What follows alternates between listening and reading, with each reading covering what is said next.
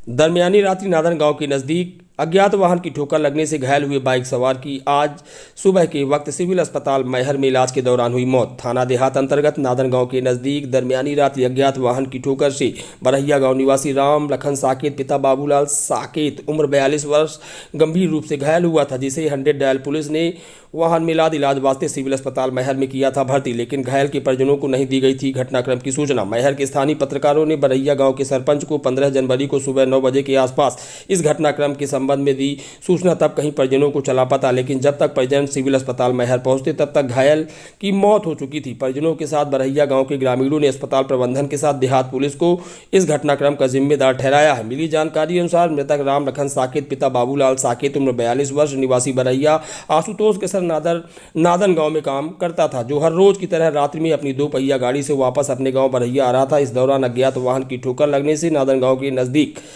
वह गंभीर रूप से घायल हुआ था और इस घटनाक्रम के संबंध में परिजनों को किसी भी तरह की सूचना नहीं दी गई, जिस बात से आक्रोशित परिजनों ने दोपहर 1 बजे तक मृतक का शव परीक्षण नहीं होने दिया और अस्पताल प्रबंधन के विरुद्ध कार्रवाई करने की आवाज़ बुलंद की गई है। आइए जानते हैं पब्लिक ऐप के माध्यम से शाम तकरीबन 3:30 बजे के आसपास क्या कैसी बात कही गई है। ये कल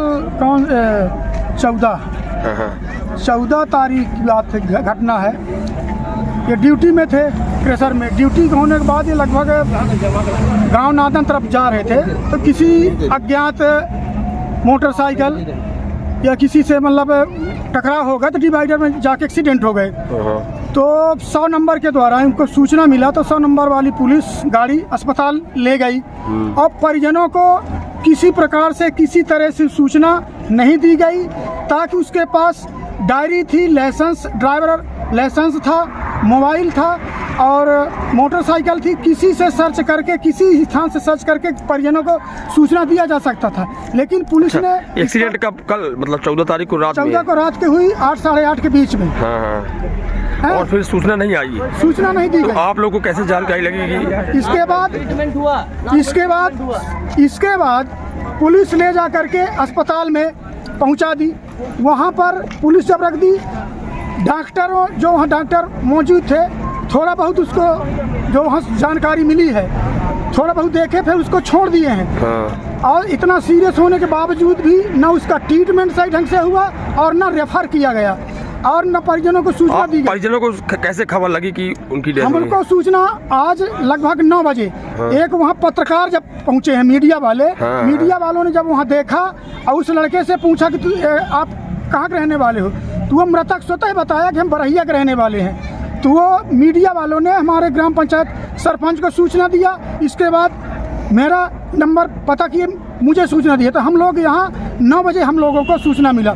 जब यहाँ घर से हम पूरे परिजन मिल के जाते हैं, तब अस्पताल के गेट के पास स्ट्रेचर में उसको इसी तरह बिल्कुल खुला उसको पराए रहे। उसकी ट्रीट देखे तो कोई ट्रीटमेंट हमारे समझ में नहीं आया और मृतक हमारा प्राणी मर चुका था। यानी कल 8 बजे, साढ़े 8 बजे से साढ़े 8 बजे दिन तक जिंदा था।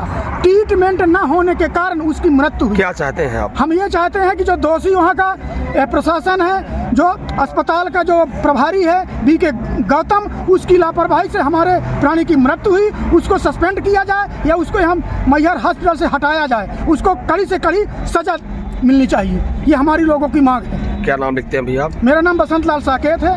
मैं पूर्व सरपंच ग्राम पंचायत बरहिया का हूँ। मेरा सगा भांजा है बच्चा मेरा।